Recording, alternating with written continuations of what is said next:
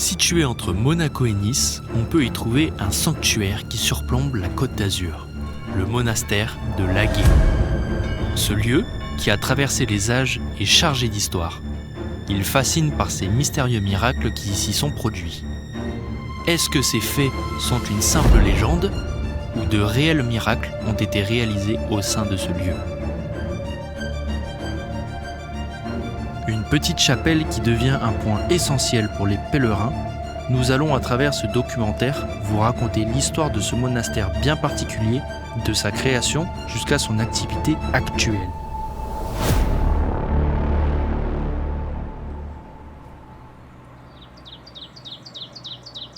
Juste au-dessus de Nice, situé dans un petit village entre les montagnes de Laguet, se trouve le monastère.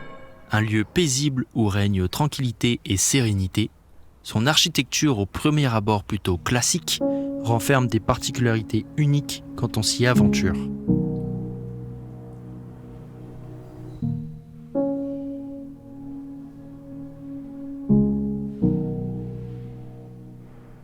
Au XVe siècle, une chapelle servant d'abri tant aux hommes qu'aux bêtes fut construite dans le vallon de Laguet sur les hauteurs de Nice. Elle fut restaurée en 1625 par Don Jacques Figuera, prêtre d'Èze, dont dépendait le territoire de Laguet.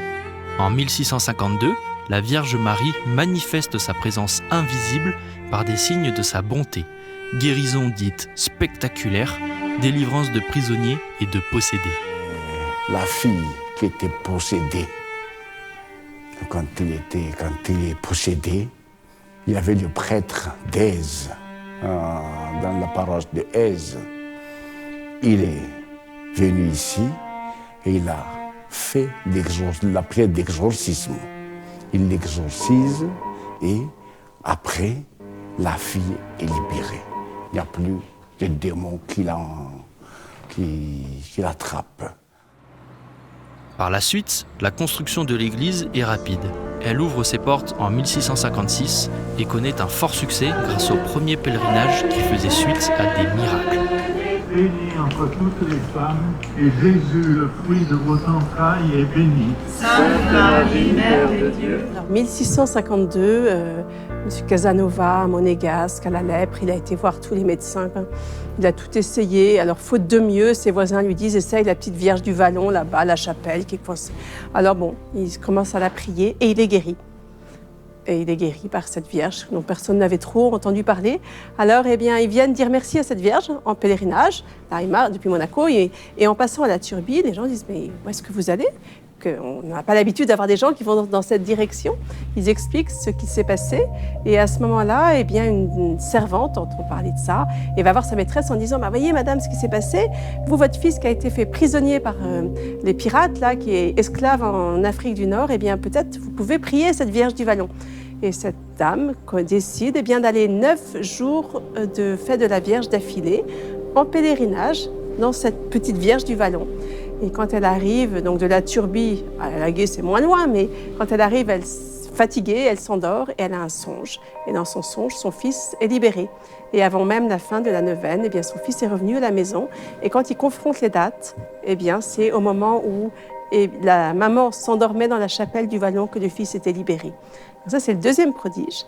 Et à ce moment-là, une famille entend parler de tout ça, et Marie Écart, une fille de 17-18 ans, un peu épileptique, il l'amène près de la chapelle, et le prêtre, Don Figuera, qui s'occupait de la chapelle, qui lui avait remis cette chapelle en état, ce prêtre prie pour elle, et à ce moment-là, elle est guérie. Et ça, c'est ce qu'on appelle les 3 premiers prodiges. Les 3 prodiges font que, à partir de là, tout Nice a commencé à venir ici.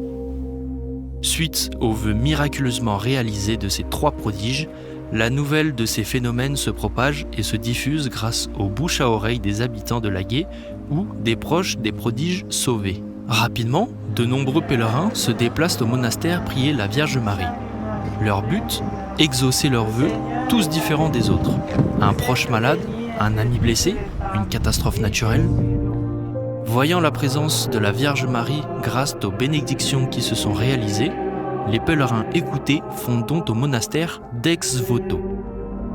Ce terme, venant d'une contraction latine ex voto suscepto, signifie suivant le vœu fait. On peut y voir sur les murs du monastère plein de tableaux. Mais d'où viennent-ils? Quelles sont leurs histoires? Ah oui, l'ex voto, c'est-à-dire que les gens qui ont reçu le bienfait de Dieu, ou bien ils sont guéris ou libérés, ils ont fait des dons à Notre-Dame de la Gué, c'est-à-dire qu'après le vœu qu'ils ont déjà dit que si je suis guéri, je voudrais donner ça. Et l'ex voto, c'est la reconnaissance pour remercier à la Vierge Marie. Et ici, l'ex voto, quand on voit ici, il y a trois types d'ex voto. Ex voto marin, ex voto pour l'accident de voiture ou moto ou d'autres choses ou construction, et d'ex voto pour la guérison. Donc c'est ça. Alors l'ex voto, c'est un vœu qu'on fait que si je suis guéri, je voudrais donner ça à Dieu. Alors que tout ça, ça fait partie de la vie de la Gué. Et ce n'est pas seulement depuis 1652, mais jusqu'à maintenant, il y a toujours des miracles. Et les gens donnent des ex-voto. Là, c'est peintres spécialisés qui ont fait ça. Au moins ici, il y a 5000 ex-voto. Mais ce n'est pas tout qu'on peut mettre, mais on a classé. Mais là, c'est l'ancienne ex-voto qu'on voit ici au musée. Le musée du sanctuaire regroupe une grande partie des plus anciens ex-voto. Ces derniers sont conservés selon une lumière bien précise afin de limiter leur détérioration. Parmi eux figure le tout premier qui a été fait don par un pèlerin au monastère qui à l'époque n'était qu'une petite chapelle. Celui-ci, datant du XVIIIe siècle, peinture sur tableau, représente un champ de bataille. Il symbolise le premier miracle d'un premier vœu d'un pèlerin de la Gué entendu par la Vierge Marie. Chaque ex-voto regroupé ici ont leurs histoires, plus extraordinaires les unes que les autres. Notamment celui-ci, représentant un miracle protégeant une famille d'un coup de foudre, dévié de tout être humain pour être redirigé vers une bête qui siégeait à l'étage d'en dessous. Les histoires ainsi que les anecdotes du monastère sont si précieuses qu'elles sont conservées en lieu sûr aux archives historiques du diocèse de Nice. Nous nous rendons sur place à la découverte de documents historiques nous en racontant davantage sur le monastère de Lagué.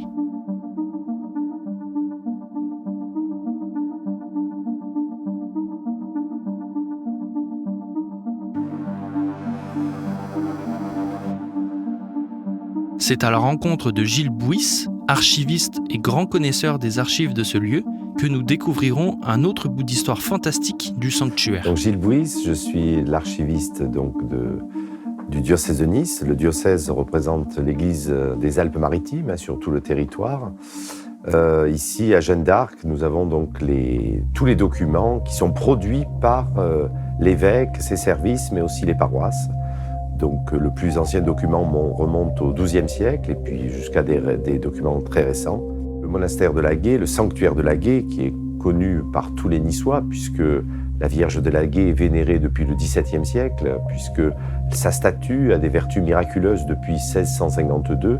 Et donc le comté de Nice, depuis près de plus de 4 siècles, va en pèlerinage dans ce beau monastère de Lagué, qui est dans un endroit un petit peu isolé, à l'abri du bruit ambiant de la ville. Cette Vierge qui a été vénérée donc, pendant des siècles et des siècles a été couronnée en avril 1900. Et donc c'est ce qui va se passer à Nice en 1900. Et 25 000 personnes vont se retrouver autour de 4-5 jours d'office et de prières faites autour de cette Vierge. Et c'est le cardinal Lécaut, l'archevêque de Bordeaux, qui va solennellement mettre sur le front de la Vierge cette couronne. Donc nous avons une très belle peinture, la première peinture qui a été faite et qui a été offerte à l'évêque au lendemain du couronnement, où on voit la Vierge avec tous les insignes royaux. Mais aussi, nous avons aussi Alexis Mossa, le célèbre aquarelliste niçois, qui, lui, est venu assister au couronnement. Il s'est mis un petit peu sur le retrait et il a peint, il a fait une aquarelle, 3 aquarelles, à des moments et à des heures différentes pour bien montrer les moments du couronnement. Donc tout ça, tous ces documents sont conservés ici aux archives du diocèse. Alors bien À l'heure d'aujourd'hui, le monastère est toujours en activité. Il accueille les pèlerins ainsi que les visiteurs et est dévoué à leur service. Par le biais de plusieurs événements, les fidèles sont souvent au rendez-vous pour diverses activités.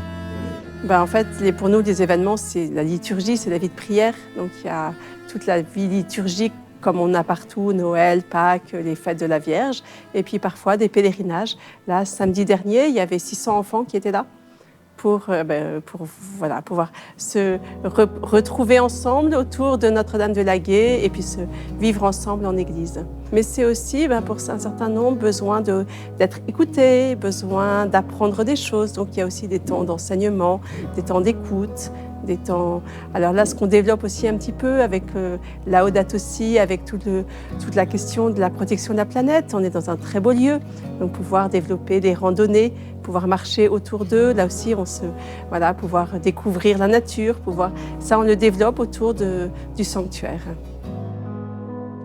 Le monastère donne possibilité aux pèlerins ainsi qu'aux visiteurs de rester sur place. Un service d'hôtellerie ainsi que de restauration est accessible à tous. Pour quelques euros qui serviront à la cause du sanctuaire, les clients de ce service pourront profiter d'un séjour sur place et ainsi participer aux événements et pèlerinages qui s'y passent.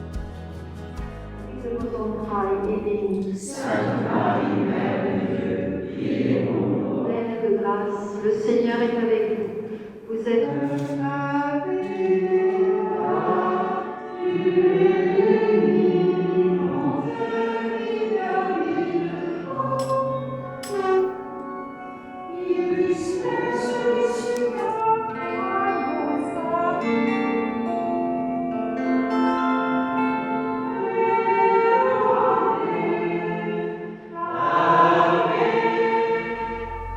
Pèlerins ainsi que visiteurs peuvent s'arrêter à la boutique souvenir du monastère afin d'y trouver tout type d'objets en lien avec les miracles ainsi que la Vierge Marie. Livres, accessoires, plaques gravées, tous peuvent être bénis par un prêtre si vous le souhaitez.